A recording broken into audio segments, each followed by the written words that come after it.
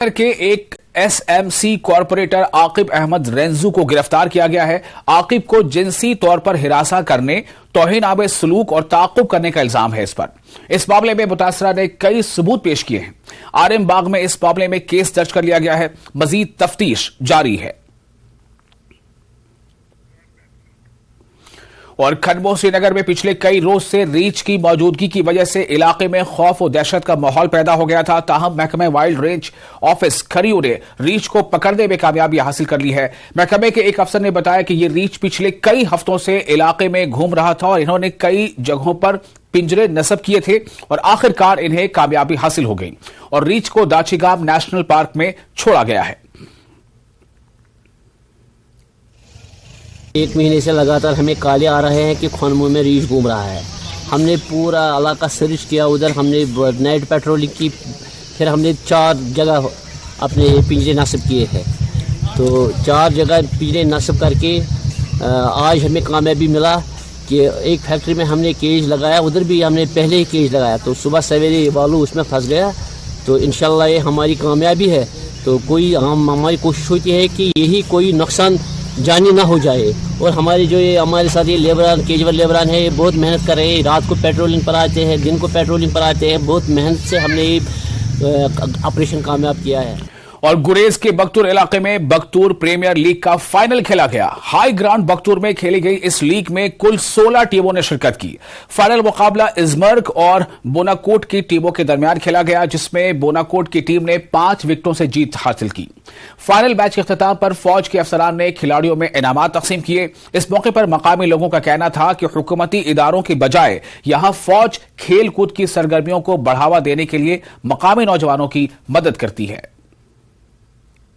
Premiere league का जो final match है आज हाई ग्राउंड बख्तूर में खेला जा रहा है। इस टूर्नामेंट में कुल 16 टीमों ने शिरकत की थी और आज बनकूट बांडीपोरा वर्सेस इजमर्ग के दरमियान फाइनल मैच खेला जा रहा है। तो हम शुक्रिया अदा करते हैं यहाँ पर जो मुकामी बोर्ड है जिन्होंने ये टूर्नामेंट ऑर्गेनाइज करवाया था, और साथ ही साथ हम इंडियन आर्मी का भी शुक्रिया अदा करते हैं जो हर बार यहाँ पर सपोर्ट्स को बढ़ावा दे रही।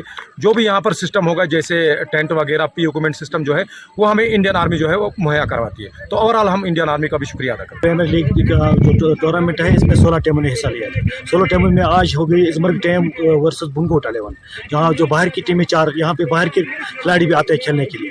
जो भी टीम है तो बाहर से होते हैं हमारे, लेकिन एक वजह है कि हमारी गवर्नमेंट यहाँ पे कोई तवज्जो नहीं देती है। इसलिए हम गवर्नमेंट से अपील करते हैं कि वो अब फिलहाल यहाँ पे आर्मी जो है ना, इंडियन की आर्मी हमें बहुत, मतलब हम उसके बहुत मशकूर गुजार है कि वो हमें हर वक्त साथ देती है। और visiting officer joint director employment Jammu doctor Khalid Hasan ने मुख्तलिफ महकमों के ओहदेदारों के हमराह गंदोह भलीसा का दौरा किया। इस दौरान उन्होंने भलीसा में नौ तामीरशुदा पंचायत इमारत का भी इफ्तिताह किया, जहां पर नौजवानों को मुख्तलिफ किस्म की ट्रेनिंग दी जाएगी। डायरेक्टर खालिद हुसैन ने बताया कि पंचायत सेंटर इलाके का देरीना ख्वाब था जो पूरा हो गया है।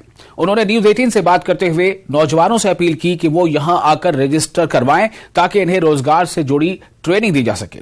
दौरे हाजिर में नौजवान नस्ल को मंशियात की लानत से बचाने के लिए इंतजामिया की जानिब से इक़दाम किए जा रहे हैं। पंचायत घर यहाँ पे थाने और बहुत बड़ा पंचायत जिसमें 7 से 8 कमरे हैं, बड़े बड़े हॉल इसके अंदर हैं। मुझे जहाँ तक मेरा तजुर्बा 17 साल सर्विसेज का है, डिफरेंट कैपेसिटीज में मैं रहा हूँ, लेकिन मैंने कभी इतना बड़ा पंचायत घर नहीं देखा। मैं इसमें यहाँ के बीडीओ साहब, यहाँ के सरपंच साहब और यहाँ के जो ठेकेदार जो साहब हैं उन सबको मुबारकबाद देता हूँ कि सरपंच साहब और बीडीओ साहब और उनके तमाम अमले ने बहुत अच्छा काम किया है।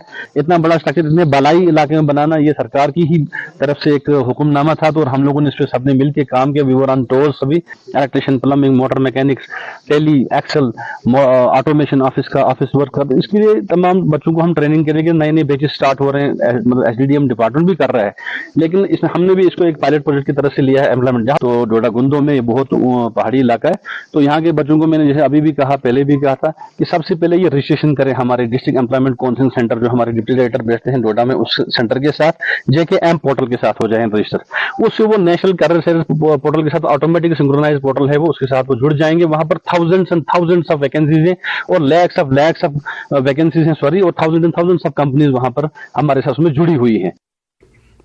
और वादी में पिछले 2 महीनों से चल रही खुश्क साली की वजह से जाफरान की पैदावार पर असर पड़ा है। ज़रई यूनिवर्सिटी के vice chancellor doctor Nazir Ahmad Ganai ने बताया कि इस सीजन में जाफरान की खेती के लिए आबपाशी बहुत जरूरी है। उन्होंने कहा कि पहले जाफरान के खेतों में कसीर तादाद में बादाम के भी दरख्त होते थे, जिसकी वजह से जमीन में नमी पैदा होती थी। Wire chancellor doctor Nazir Ahmad ने बादाम की काश्त करने का भी मशवरा दिया है।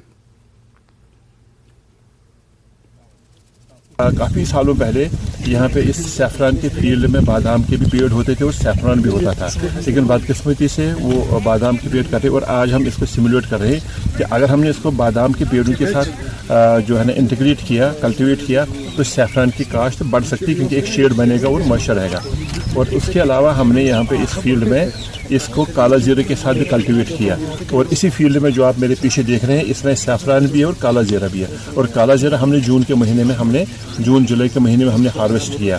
और आज काला जीरा आपको दिखेगा नहीं, आज सिर्फ सैफरान कुछ दिनों बाद आपको दिखेगा। तो इस तरह से यूनिवर्सिटी ने अपनी तरफ से बड़ी कोशिश करी है कि सैफरान को नई टेक्निक से इसकी पैदावार को बढ़ाने का। और साथ में जम्मू कश्मीर को एक GI टैग भी हासिल हुआ है, और जिसकी वजह से हमारी मार्केटिंग में इसे। और रवां साल मुसलसल बारिश की वजह से राजौरी में फसलें बर्बाद हो गई हैं। खास तौर से तरकारी की फसल मुतासर हुई है। फसल मुतासर होने से तरकारियों यानी सब्जियों की कीमतें आसमान छू रही हैं। मुतासर किसानों ने फसल के नुकसान का मुआवजा देने का इंतजामिया से मुतालबा किया है।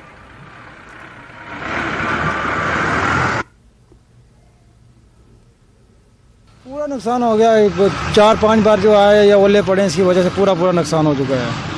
आज तक किसी ने नहीं पूछा, कोई दवाई या कोई खाद, कोई चीज़ नहीं देते हैं। जब एग्रीकल्चर के दफ्तर में जाते हैं ना, तो दुगना रेट बताते हैं। अभी बीज के लिए बोलेंगे, हम तो बोलते हैं हमारे पास आया ही कुछ नहीं, हमारे पास है ही कुछ नहीं, आया ही कुछ नहीं, कुछ नहीं देते, कोई सुनवाई के लिए आता नहीं हमारे पास। ये पत्ते पूरे खराब हो चुके हैं, पूरे खराब हो चुके हैं ना। ये बाहर से जाकर दवाइयाँ ला के मैंने मार के फिर दोबारा तैयार किया है, प्राइवेट दवाई लिया पूरा, लेकिन इन लोग कोई दवाई नहीं दी आज तक, ना कोई इधर हमारा सुनने के लिए आया, ना कुछ है। और